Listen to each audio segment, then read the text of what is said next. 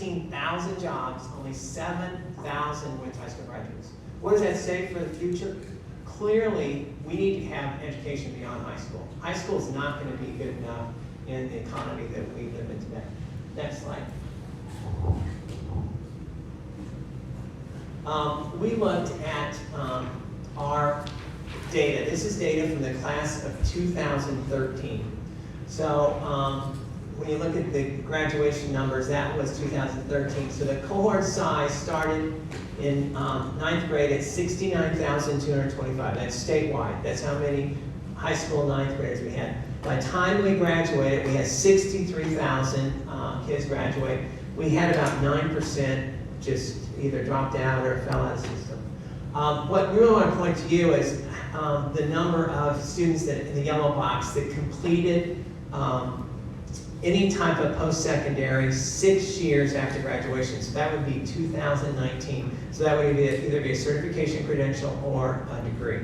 So out of the 69,000, we had 16,743. So think about what we just saw, the statistic, 916,000, only 7,000 went to high school graduates. And there's the first dilemma, I would say. Next slide, please. So this is, and it may be very hard to read, but I want to highlight this for you guys. This is data that was made available by the Business Equity Indy Chamber of Commerce. Last summer they did a study. They actually asked the state of Indiana for a dump of data and started tracking academic performance. Because what they were trying to do is they were coming together, after 2020, the riots and everything, how do we as business leaders have more diverse workforce, how do we have more diverse numbers in our leadership ranks? And so they were trying to drive down, where are we and where we need to be. This information is kind of hard to look at, but let me highlight a couple of things. This is the number of waiver students, the percentage of waivers that were issued in Marion County high schools. Now, what does that mean? A waiver is given when a kid can't meet the minimum academic proficiencies that are mandated by the state. Right now, in this particular case, they had to pass I-Step 10. So they couldn't pass a basic 9th, 10th grade. It's usually like Algebra 1 proficiency and language arts that would be required in a 10th grade. It's a 10th grade assessment, so things you would have learned through 9th grade. I want to point out to one of your neighbors just to the north, MSD of Lawrence Township. 25.4% of their kids received a waiver. 1 in 4. Think about that. Statewide, black students get 1 in 4 get waivers. I think this is just an indicator of part of our problems. Now, interesting thing to note on this is you look to Franklin Township is at 4.1, Beach Grove very low, I think Speedway, where's Speedway? It's 11%, charters are at 4%, non-publics is 14.9, so even our non-publics are not where they need to be. And then IPS was at 3%, which is kind of a shock, but anyway, that's the number they're at. Next slide, please. Because of all of this, we have tried to put together what I would call India's plan for path to success. Go ahead and so 90 to drive to, okay, just keep hitting the enter. It's going to by 70 to drive to 70. As I said before, 90% of our kids would be proficient by 2030, so that 70% of Hoosiers would have a certification credential or a degree. Keep hitting, I think this. In 2020, we have, well, in the last several years, we have really been focusing on the 3 E's when it comes to graduation, which would be enrollment, employment, or enlistment.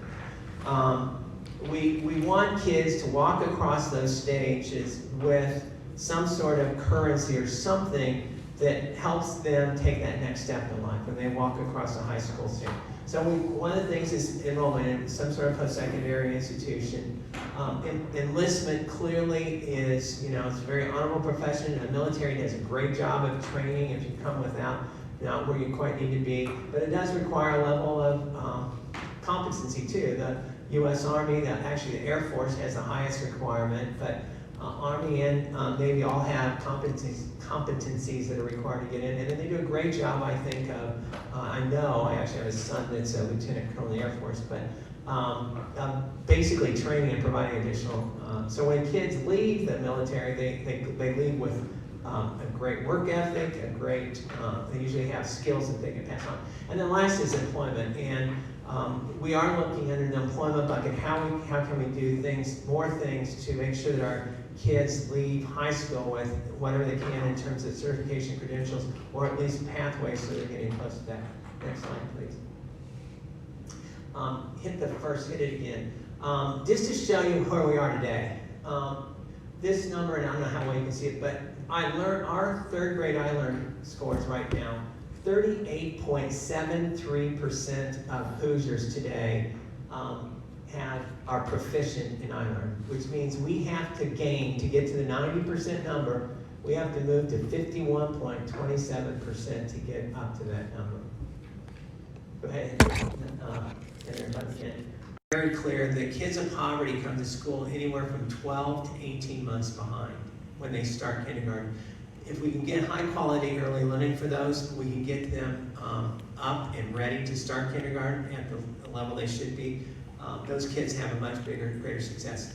It's one of the data points that the Department of Corrections sometimes uses is the number of African American males that start kindergarten, and if they're behind, that is a good indicator of how many beds might be needed in the future, which is a trend that we want to walk away from.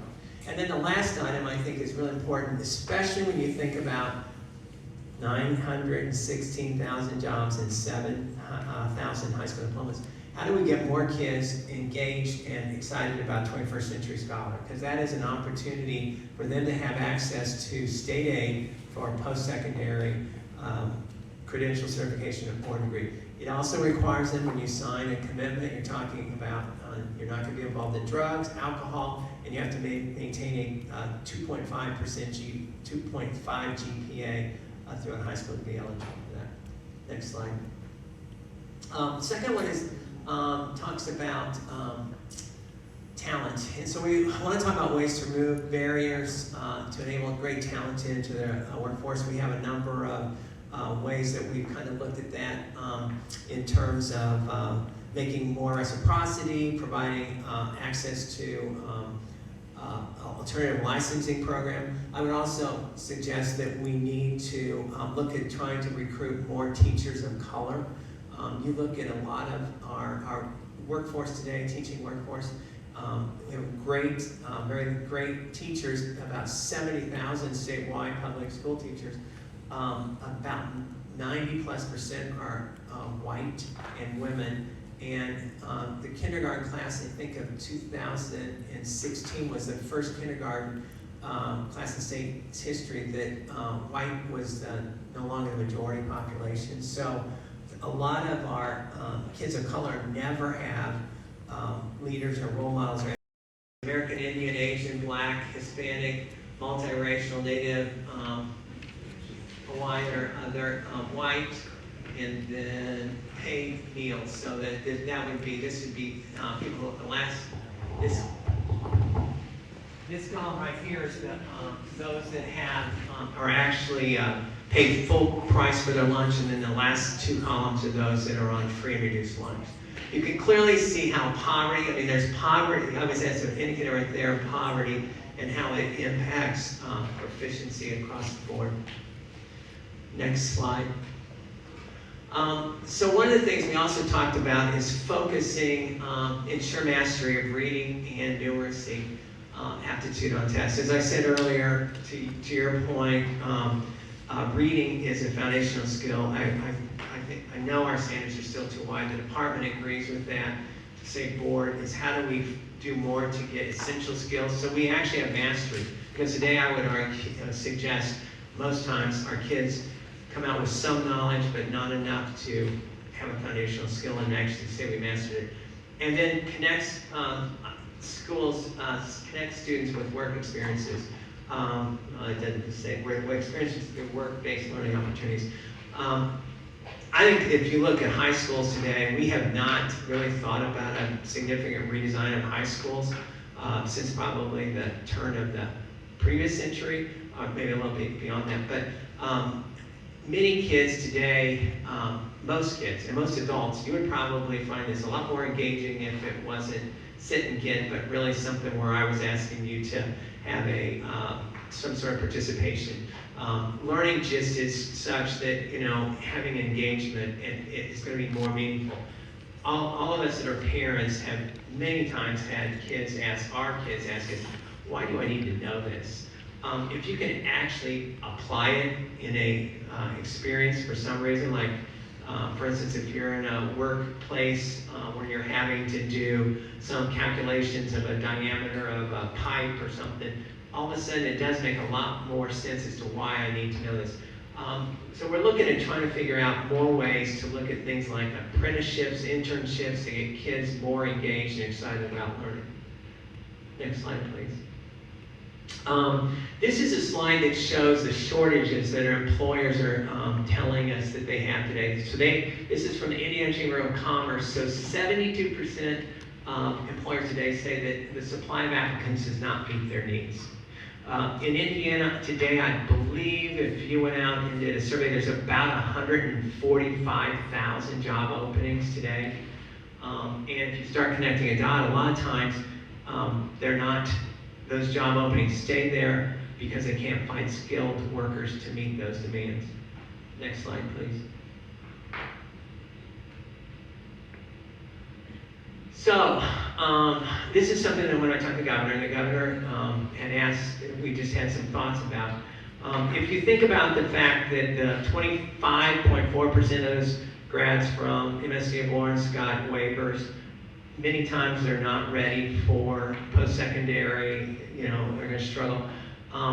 What are we going to do as a state? We can't just say, good riddance, sorry about your luck, you know, we got to just move on. So we talk about increasing opportunities for things like workforce ready grants, where students can get skill up and whatever on the job, as well as employer training grants. These are two programs where we've had very significant success. Commissioner Lovers has talked about those. She mentioned that in her last when she did her statement on the Commission of Higher Ed a couple of weeks ago. So those are things that, you know, like I said, we added because we clearly know that we have some needs in that category. Next slide, that may be the last one of this one. Okay. I also handed out a PowerPoint to you, which was a condensed PowerPoint, and it has some of the same data on it, but let me just walk through this, because this was last Thursday, was my ask to Governor Holcomb and my group. Number one, I think one of the struggles we have in education is that we never set goals. Most businesses, at least I'm on my own business, I work at Marion, we have goals set, enrollment goals, fundraising goals. You know, we're all, education, everybody's well-intentioned, but can you tell me the last time you've seen any school, any group that's come together and said, we want to be here by this point in time? Not just we want to do better, but we want to set a goal. Does anybody have any reflection? Can you think of any time you've heard that? Sorry? Homeschoolers. Maybe homeschoolers. Fundraising. Yeah, fundraising or referendum goals or things like that they want to do. What about academics? You know, that's one reason why I've been pushing on this 90 by 30 to drive by 70, because I think we need to set and hold ourselves accountable and then have reflection points back. So when I went to the governor on 2 weeks ago Thursday, I'm like, this is what I would ask for you, Governor. I said, I want to be something. I talked to Mitch Daniels and a number of leaders, and he said, you know, Bob, you know, Mitch is like, Bob, the low-hanging fruit here is reading. And I said, clearly we have struggles in reading. If we can't get kids to read, they're not going to be able to learn it. I mean, they can't learn math or anything else. Reading is a minimum proficiency. So anyway, I asked him, I said, why don't we come together as you, the governor, secretary of education, we all come together and with community leaders, faith-based institutions, make reading a priority in the state of Indiana. And this is one of the things I said, set goals. so that by, we look at NAEP scores, not iRead scores. NAEP scores is a National Assessment for Education Progress. It's a national assessment. I don't know if there are any educators in the room, but if you look at NAEP, NAEP has never been questioned necessarily validity. It's a sample test. It is not every kid takes it. But it is a test that it's the National Assessment Board has created. It's also somewhat linked or compared to international exam called PISA, which is given to a lot of our national competitors of ours. Anyway, I would suggest that by 2026, Indiana be in the top 5 in the country. We're right now about 15th, I think. And by 2030, we'd be number 1 in the country in reading. If you look at, and to your point on reading, I want to point this out because I think it's very valid. The second slide on here shows Indiana's NAEP ranking over the last decade in terms of reading. You can see that we started before iRead 3 was put in place, then took a dip, and then started to move up. We moved up to 9th in the country, and then we've kind of, I would suggest, have taken our eye off the ball. To your point, when Dr. Bennett was superintendent, he was the one that really pushed that initiative to try to focus on these skills. But over the last several superintendents of public instruction, I would suggest we've taken our eye off the ball, and now we've dropped from a high of 9 down to 15. Clearly that's something I think we can all get behind in terms of academic success. The second thing I had on the list was ask the Department of Education to use available resources to talk about comprehensive student supports, to look at strengthening early learning programs, and promote principles of success to build a better mindset.